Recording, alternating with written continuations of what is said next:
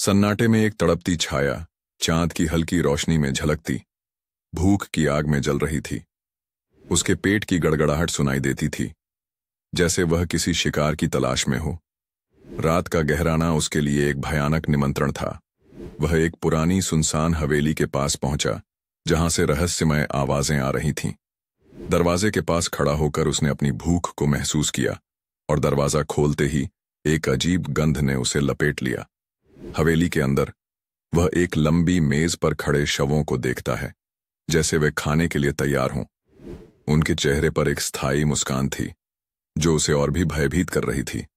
उसका मन कहता है कि यह सब अधूरा है, लेकिन भूख उसकी सोच को चुराने लगी। उसने शवों की ओर कदम बढ़ाए। जैसे ही उसने पहला टुकड़ा उठाया, एक ठंडी हवा ने उसे घेर लिया। उसकी आंखें खुली रह गईं, जब उसने महसूस किया कि शवों की आंखें उसे घूर रही थीं, जैसे वे जीवित हों। वह अचानक समझ गया कि उसके भूख के पीछे एक और भूख थी।